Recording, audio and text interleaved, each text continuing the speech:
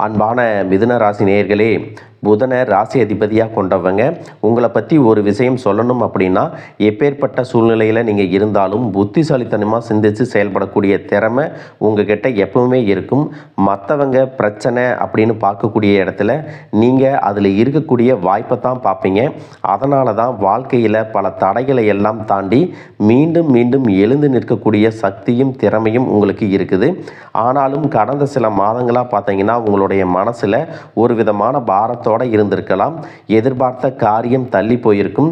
பணம் தொடர்பான மன அழுத்தம், வேலை அல்லது தொழிலில் இருக்கக்கூடிய பிரச்சனை, குடும்பத்தில் இருந்த மனக்கசப்பு, உடல் ஆரோக்கியம் பற்றின கவலை, இந்த மாதிரி ஒவ்வொருத்தருக்கும் ஒவ்வொரு விதமான அனுபவம் இருந்திருக்கும். அதிலும் குறிப்பாக பார்த்தீங்கன்னா 15ஆம் தேதிக்கு பிறகு இந்த சூழ்நிலைகள் எல்லாமே மெதுவாக மாறப்போகுது. நீண்ட நாட்களாக காத்திருந்த ஒரு தகவல் உங்களுக்கு கிடைக்க போகுது. ஒரு புதிய நபருடைய அறிமுகம் எதிர்காலத்தில் உங்களுக்கு பேருதவியாக இருக்க போகுது.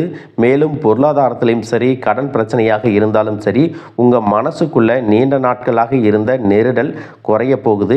மனசில் இருந்த பாரம் விலக போகுது. இனிமேல் நம்ம வாழ்க்கை முன்னேற போகுது அப்படிங்கிற நம்பிக்கை உங்களுக்கு உருவாக போகுது. அதனால் முக்கியமான முடிவுகளை எடுக்கும்போது எந்த இடத்திலும் நீங்கள் அவசரப்படக்கூடாது. மேலும் உங்களுடைய கேள்விகளுக்கான பதில்களை தெரிஞ்சுக்க இந்த வீடியோவை முழுசாக பாருங்கள். மிதுன ராசி, மிருகசீரிசம் நட்சத்திரம் 3-4 பாதம், திருவாதிரை நட்சத்திரம், புனர்பூசம் நட்சத்திரம் 1-2-3 பாதம் இருக்கிறவங்களுக்கு கிரக நிலைகள் எப்படி இருக்குது அப்படின்னு பார்த்தீங்கன்னா, ராசிஸ்தானத்தில் புதனும் சூரியனும், குடும்பஸ்தானத்தில் குருவும், சகோதரஸ்தானத்தில் சுக்கிரனும் கேதுவும், பாக்கியஸ்தானத்தில் ராகுவும், தொழில் ஸ்தானத்தில் சந்திரனும், போகஸ்தானத்தில் செவ்வாயும் இருக்கிறாங்க. இந்த கிரக நிலைகள் காரணமாக பார்த்தீங்கன்னா தொழில் சார்ந்த துறைகளில் முன்னேற்றம் ஏற்பட போகுது. புதிய வேலை நிமித்தமான முயற்சிகள் உங்களுக்கு கைகூடும். உயர் பதவிகள் கிடைப்பதற்கான வாய்ப்புகள் இருக்குது. சமூக பணிகளில் உயர் அதிகாரிகளுடைய ஒத்துழைப்பும் ஆதரவும் உங்களுக்கு கிடைக்க போகுது. நீங்கள் எந்த இடத்துல கவனமாக இருக்கணும் அப்படின்னு பார்த்தீங்கன்னா, வீண் விவாதங்களையும் வெட்டி பேச்சுக்களையும், சின்ன சின்ன விஷயங்களுக்கெல்லாம் அதிகமாக கோவப்படுறதையும் அதிகமாக சிந்திக்கிறதையும் நீங்கள் தவிர்த்துக்கணும். அரசு பணியில் இருக்கிறவங்களுக்கு உங்களுடைய பணிகளை நீங்களே உங்களுடைய கண் பார்வையில் செஞ்சு முடிக்கிறது நல்லது. மற்றவர்கள்கிட்ட முக்கியமான விஷயங்களை ஒப்படைக்காமல் அந்த கோப்புகளை பராமரிக்கிறது மிக மிக முக்கியம் அப்படிங்கிறத ஞாபகம் வச்சுக்கோங்க. உணவு மற்றும் உடல் ஆரோக்கியம் தொடர்பான விஷயங்களில் நீங்கள் ரொம்பவே கவனமாக இருக்கணும். இதுவரைக்கும் உங்களுடைய வாழ்க்கையில் கடன் பிரச்சனைகள், நிதி நெருக்கடியால் நிம்மதி இழந்து ரொம்பவே தவிச்சுக்கிட்டு இருந்திருப்பீங்க.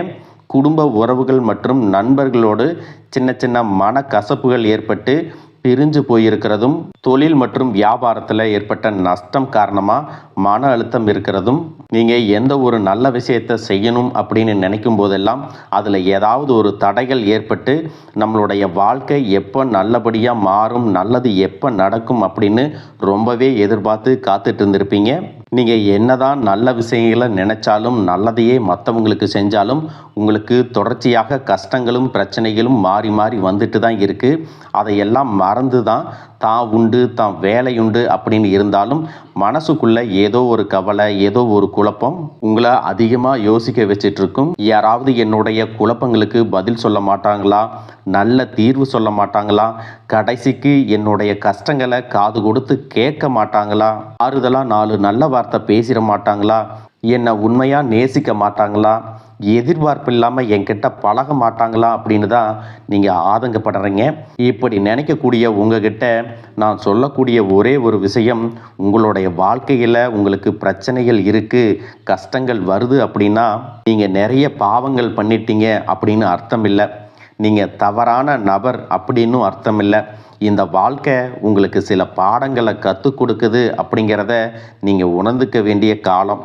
சாதாரணமாக எல்லாரும் சொல்லலாம், நல்லது செஞ்சால் இங்கே காலம் இல்லை அப்படின்னு நினைப்பாங்க. நாம் நல்ல விஷயத்தை எப்போ செஞ்சாலும் அதற்கான பலன்கள் உடனே கிடைக்கலைனாலும் அது காலதாமதமாகத்தான் கிடைக்கும் அப்படிங்கிறத நீங்கள் புரிஞ்சுக்கணும்.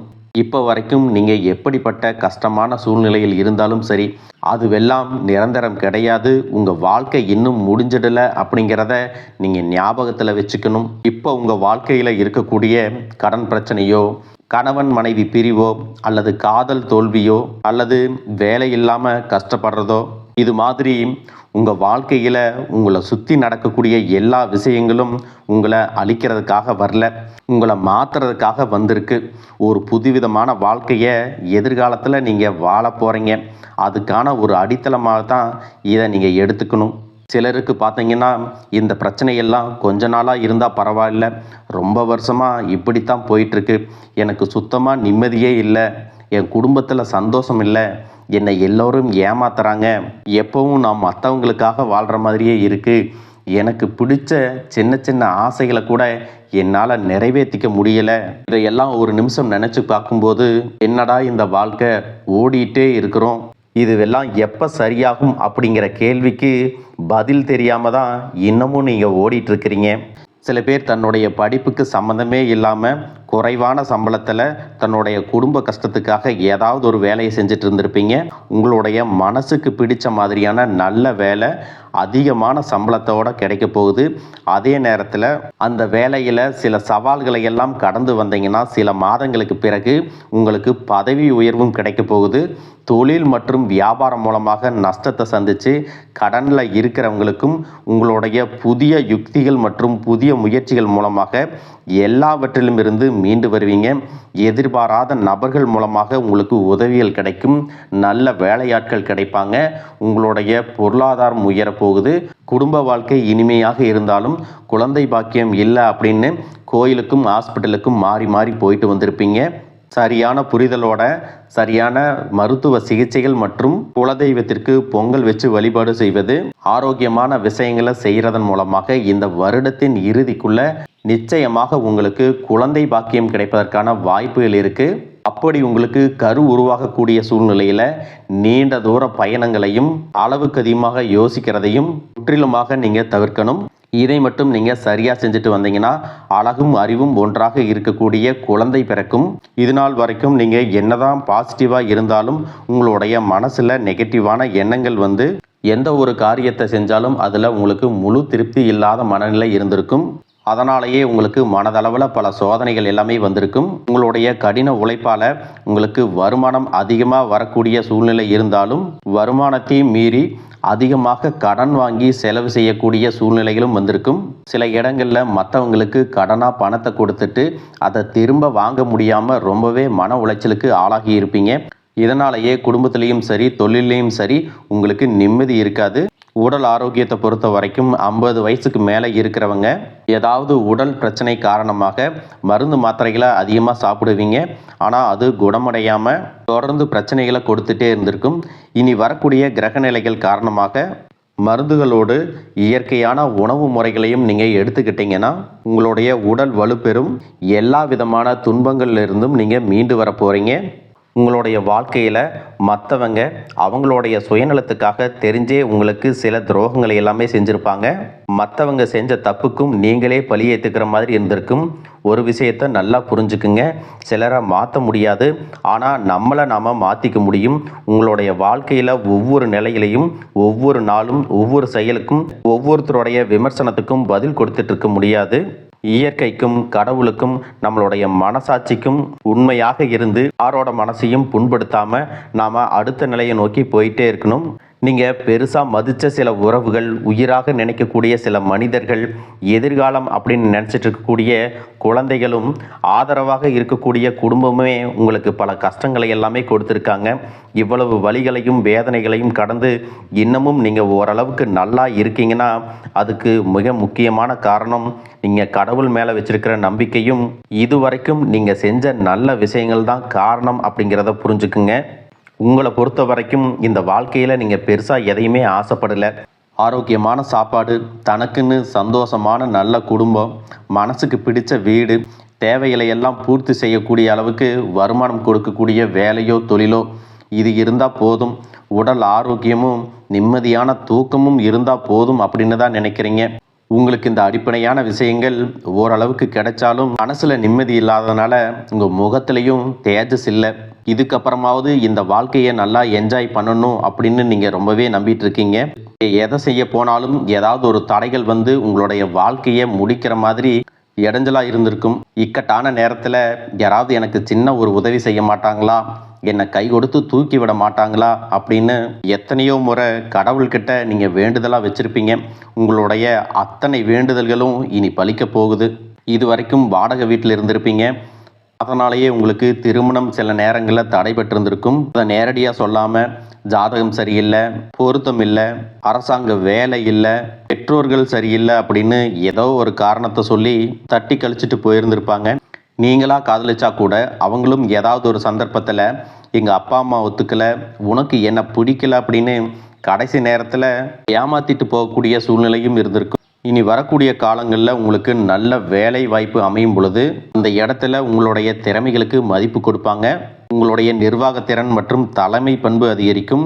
மற்றவங்க மதிப்பும் மரியாதையும் வைக்கிற மாதிரியான செயல்களை செய்வீங்க. துணிச்சலான முடிவுகளை எடுப்பீங்க. இது வரைக்கும் பொது இடங்களில் நல்ல விஷயங்களை செய்கிறதுக்கு கொஞ்சம் தயங்கி நின்று இருப்பீங்க. ஆனால் அப்புறமாக நீங்கள் துணிஞ்சு செய்ய போகிறீங்க. இதன் காரணமாக உங்களுக்கு போட்டியாளர்கள் யாருமே இருக்க மாட்டாங்க. எதிரிகள் யாரும் குறுக்க வர மாட்டாங்க. உங்களுடைய முன்னேற்றத்தை தடுத்து நிறுத்த இங்கே யாரும் இருக்க மாட்டாங்க. புதனும் சுக்கிரனும் உங்களுடைய பேச்சு திறமைக்கு காரணமாக இருக்க போகிறாங்க. இது வரைக்கும் நீங்கள் பேசின பேச்சை விட இனி எல்லார்கிட்டையும் நம்பிக்கையோடு பேச போகிறீங்க. உங்களுடைய பேச்சில் ஒரு காந்த சக்தி இருக்க போகுது. புத்திசாலித்தனமான முடிவுகளை எடுப்பீங்க. உங்களுடைய நண்பர்கள் வட்டம் விரிவாக போகுது. குடும்பத்தில் நெருங்கிய உறவுகள் மரணத்தால் மன வலிமையை இழந்து ரொம்பவே கஷ்டப்பட்டிருந்திருப்பீங்க. இதற்கு பிறகு மன வலிமையோட எல்லா காரியங்களையும் நீங்கள் செய்ய போகிறீங்க. வெகு விரைவிலேயே நீங்கள் நினைச்ச மாதிரியான வாழ்க்கையை நீங்கள் வாழ போகிறீங்க. நீண்ட காலமாக உங்கள் குடும்பத்தில் வாழ்க்கை துணையின் உறவுகள் மூலமாக நிறைய பிரச்சனைகள் எல்லாமே சந்திச்சுட்டு வந்துட்டுருப்பீங்க. நீண்ட காலமாக உங்களுக்கு பிரச்சனைகளை கொடுத்து கொண்டு வந்த உங்களுடைய வாழ்க்கை துணையின் உறவுகள் உங்களை விட்டு விலகி இருக்க போகிறாங்க.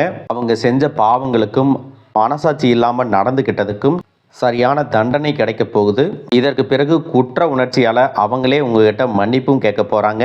இந்த மாதிரி உங்கள் வாழ்க்கையில் நல்ல விஷயங்கள் நடக்கும் பொழுது உங்களுடைய நல்ல பெயரை கெடுக்கிறதுக்கும் உங்களுக்கு அவமானத்தை ஏற்படுத்தணும் அப்படிங்கிறதுக்காகவும் சில மனிதர்கள் எந்த எல்லைக்கும் போய் தவறான விஷயங்களை செய்வாங்க. அதனால் உங்களுக்கு அறிமுகம் இல்லாத ஆண்கள் மற்றும் பெண்கள் கிட்ட பேசும்போதும் பழகும்போதும் உங்களுடைய வார்த்தைகளில் நீங்கள் கவனமாக இருக்கணும். சனிக்கிழமைகளில் சனி வழிபாடு செய்கிறதும் பிரதோஷ நாட்களில் சிவனை வழிபாடு செய்கிறதும் உங்களுக்கு சிறப்பான பலன்களை கொடுக்கும். இதுவரைக்கும் நீங்கள் எதையாவது வேண்டுதல் வச்சுட்டு நிறைவேற்றாமல் இருந்தீங்க அப்படின்னா அந்த வேண்டுதல்களை நிறைவேற்றுங்க. உங்கள் வாழ்க்கையில் இனி எந்த விஷயத்துக்கும் தடைகள் அப்படிங்கிறது இருக்காது. எல்லாம் நல்லபடியாக அமையும். தன்னம்பிக்கையோடவும் தைரியத்தோடவும் ஒவ்வொரு அடியையும் எடுத்து வைங்க. ஜெயிக்க போகிறீங்க. அதை யாராலையும் தடுத்து நிறுத்த முடியாது. உங்களுக்கு நல்லதே நடக்கும். வாழ்க வளமுடன், வாழ்க பல்லாண்டு.